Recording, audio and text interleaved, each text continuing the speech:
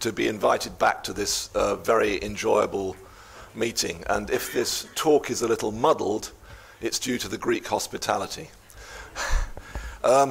Last year when I was speaking, Zeus managed to make the earth move, I think, to try and shut me up. So I hope the same thing won't happen this year.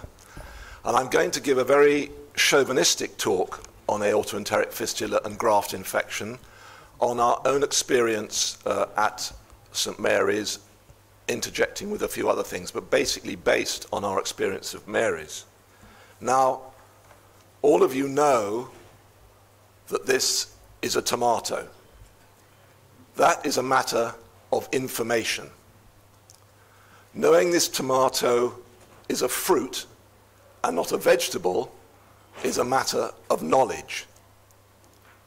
Knowing not to put this fruit in a fruit salad is a matter of wisdom.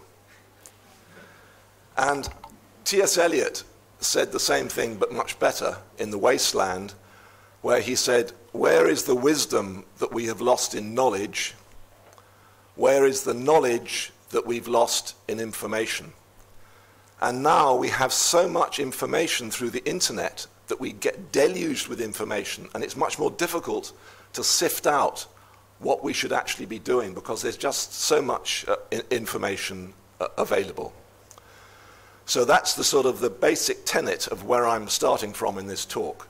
Now, when I arrived at Mary's in 1984, Felix Escott was the biggest figure in vascular surgery, and he'd just retired, biggest figure in Britain, and he'd just retired. And for aortoenteric fistula, he said that the treatment was to oversew the fistula, and that was all you needed to do to stop the hemorrhage, and the patient would be okay. Now, that practice was based on two things. First of all, it was based on the fact that most surgeons around the country weren't vascular surgeons who were dealing with this problem, so they weren't capable of complex operations, and by oversewing the hemorrhage, you saved the patient's life.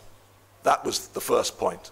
The second point was that a lot of those aortoenteric fistulae were caused by a technical fault. It's because the anastomosis was exposed to the duodenum, and we all know this. It rubbed, and you got a small fistula between the anastomosis and the duodenum. That now is a very rare reason for aortoenteric fistula, because people know that, they close the sac, they put momentum in between, they do everything they can to prevent that.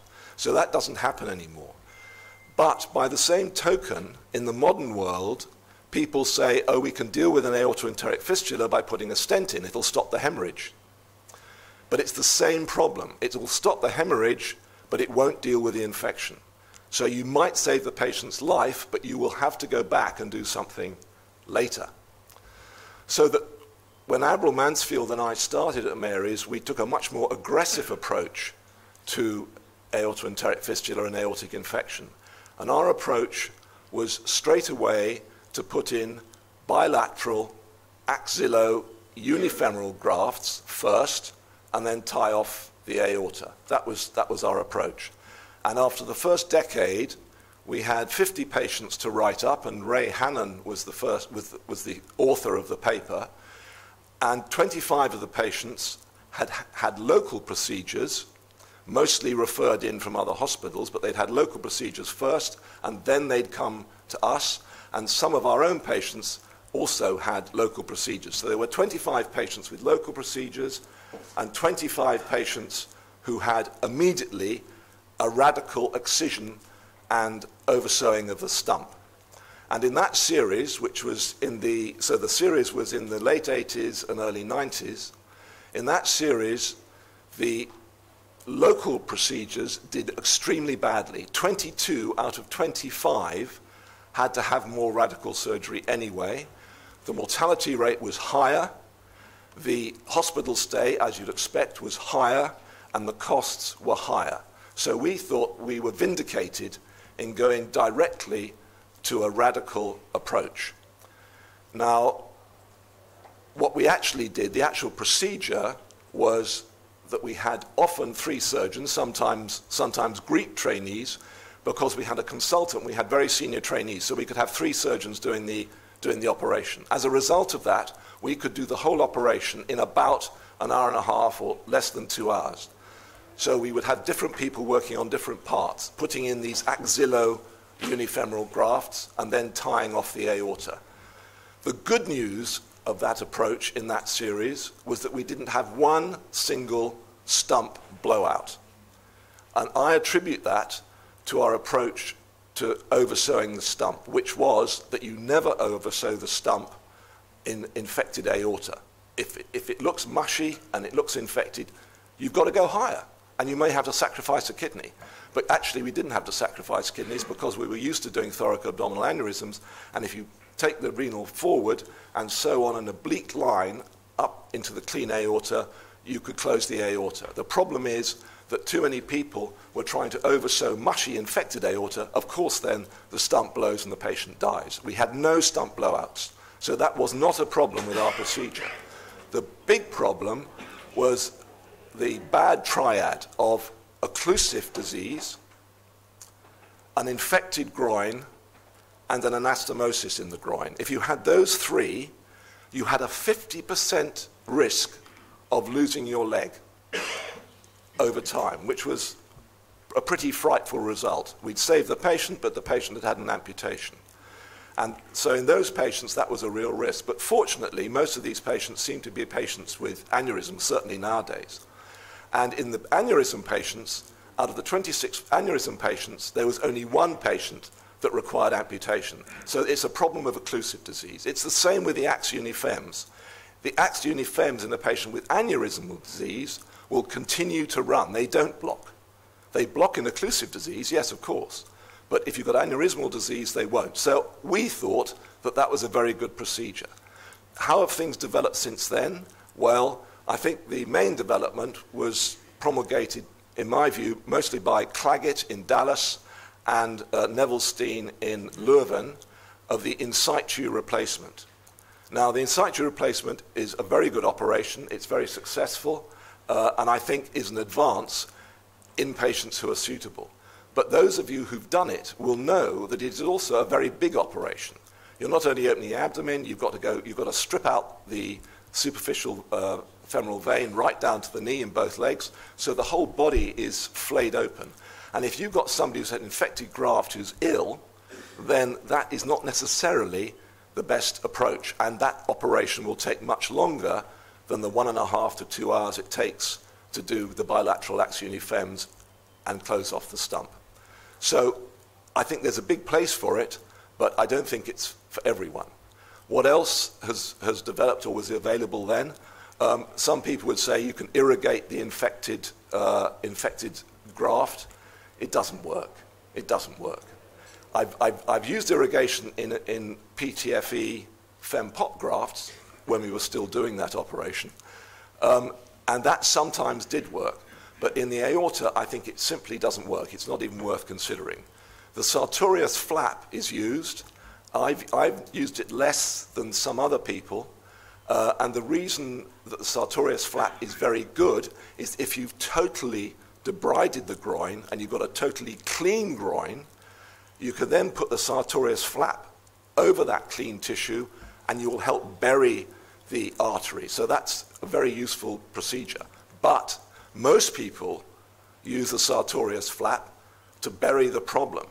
So they put the sartorius flap over the pus, and that is absolutely, completely useless. And then when the pus comes through the sartorius, you've got an even worse problem, because then you've got a necrotic sartorius, you've got a really, really dreadful groin.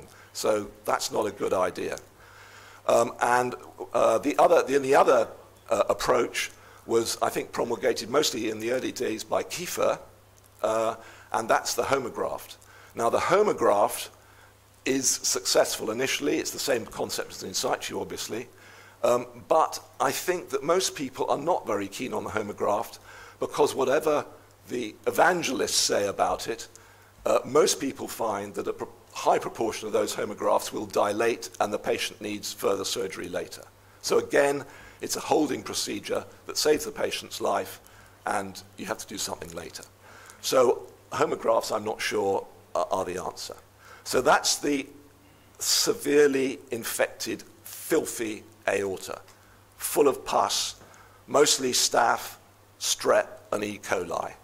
I don't think there is any place whatsoever for stenting those patients. All you're doing is covering the problem, and you'll run into more trouble later. And then you've got a stent graft, which may also be above the renals. You've got an even worse problem than when you started with. It's a very different situation with mycotic aneurysms. And with mycotic aneurysms, I think there is a real place for stenting, and we've written 2 papers on that. The first was between 1990 and 2000, and the second between 2000 and 2010. In the first paper, we weren't using stents for these sort of procedures very much. And in that first series of 15 patients, half of those patients had already leaked, and 40% of them had thoracoabdominal aneurysms. And that is often true of the mycotic group of aneurysms. And as we know, the bacteria for those mycotic aneurysms are all sorts of weird things. Some of them are staph and strep, but not very many. A lot of them are salmonella and all sorts of weird bugs we'd never heard of. And probably a lot of them fairly low-grade infections. So in the first series, we had a 30%, let me have a look, 30% mortality rate. And in that series, we did in situ replacements in 13 out of the 15, and we did extra anatomic in only 2. So we thought it was safe, despite the fact it was a mycotic aneurysm, to do an in situ replacement. And although the patients died, none of them died of graft rupture. They died of other things. So I think that in that series, it shows that the mycotic aneurysm can be dealt with by in situ replacement with Dacron safely in the majority of patients. We then did a second series between 2000 and 2010, and Nadia Viejo was the first author on that paper. And by this time, we were stenting when it was appropriate. And is that okay? I'm still in time? Everything okay. We have plenty of time. Yeah, okay. And in that series, again, it was a number of thoracoabdominal aneurysms had gone up slightly. There was 60% of the mycotic aneurysms of these 17 patients that were thoracoabdominal aneurysms, and only 40% were infrarenal mycotic aneurysms.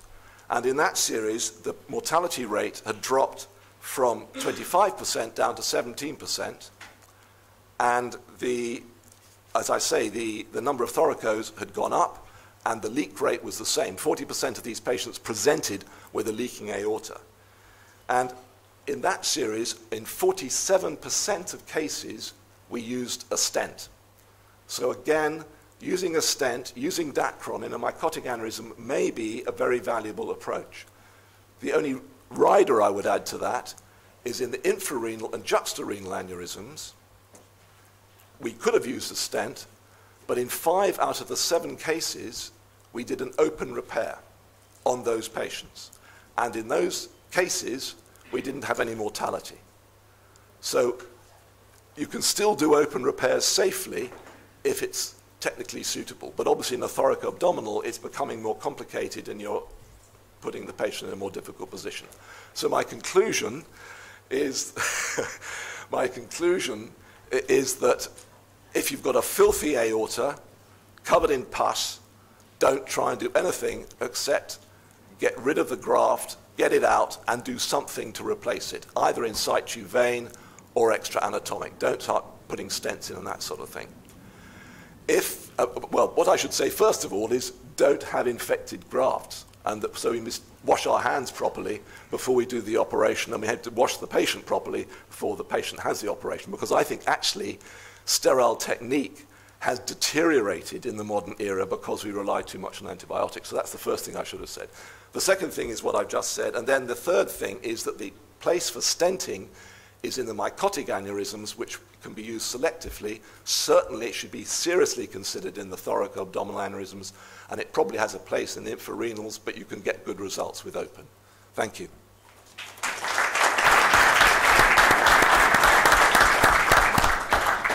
Thank you very much, John, for this free talk.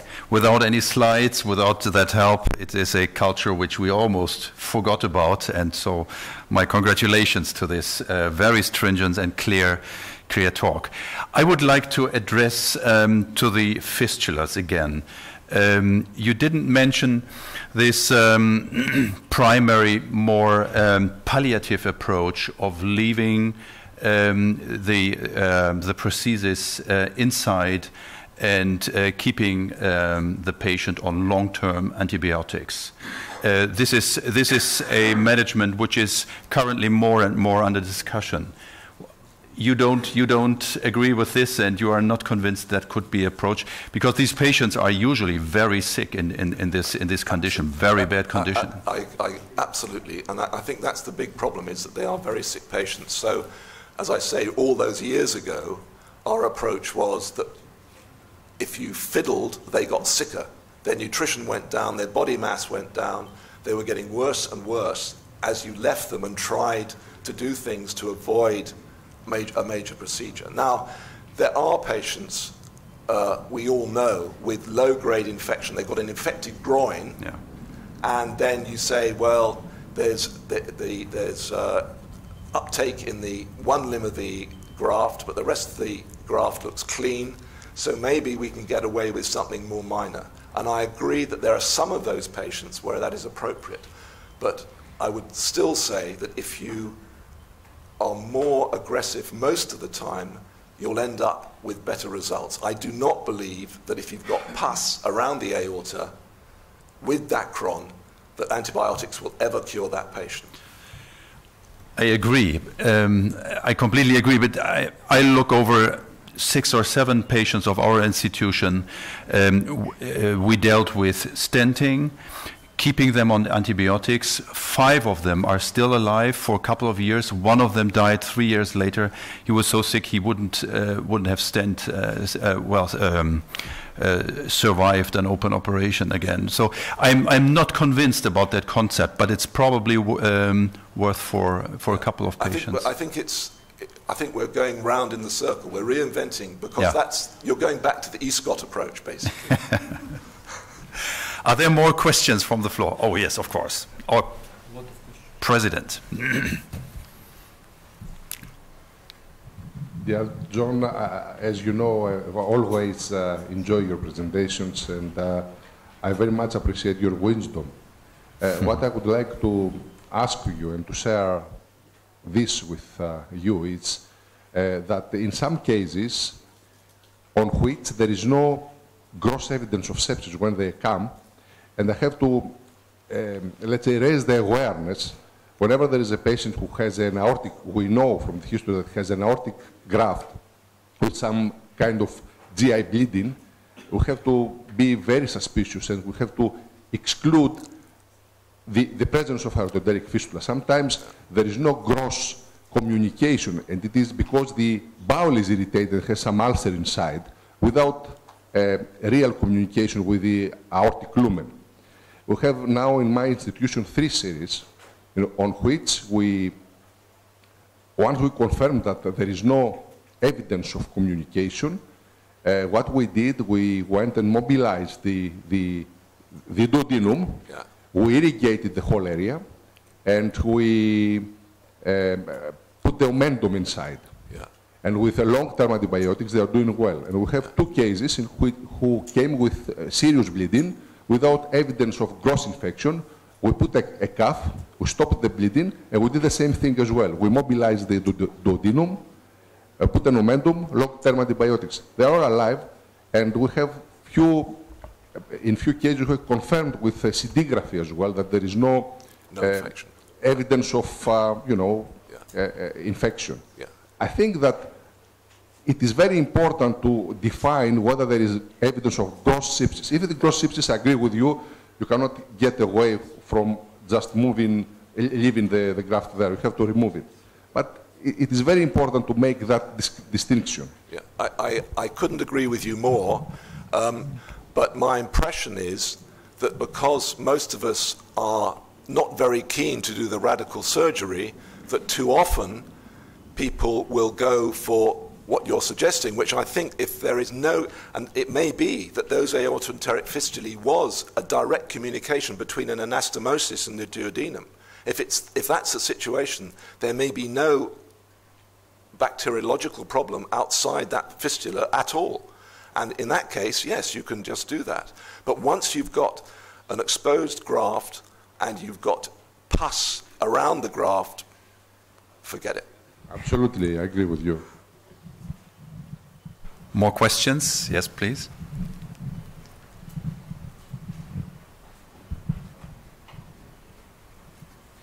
Andreas Lazaris from Athens, Greece. First of all, I would like to thank you for your educational talk, and just getting the chance, I would like in public thank you for your education you offered to me some years ago. My question has to do with, as we talk about aortoenteric fistulas, my question has to do with the intestine as well, in fact. And just to be more specific, what do you suggest, what procedures we should follow in order to repair the problem with the bowels, with the duodenum, and okay. What sort of operation we should do? You've obviously had the experience of trying to deal with the aortoenteric fistula, and you try and separate the duodenum from the aorta, and you end up with a mushy, disgusting hole with a lot of cyanosed duodenum around it. And that's a frightening situation. And I don't have any clever answers. I think you must, again, the same as sewing an aortic stump, you must sew together healthy tissue. And in order to do that, you must get rid of the nasty, congested, ischemic part of the duodenum, and then do a two-layer closure. But I don't have any clever answers. And then I always would put omentum down there. I'd make an omentum pedicle flap and put that down on top of it. And maybe call a gastroenterological surgeon if I was in. Well, thank you very much, John. We have to move on, unfortunately. And I have to call to the podium Gabriel Zendro from Israel to talk us about the prolonged use of temporal stents for lip salvage in critically injured trauma patients.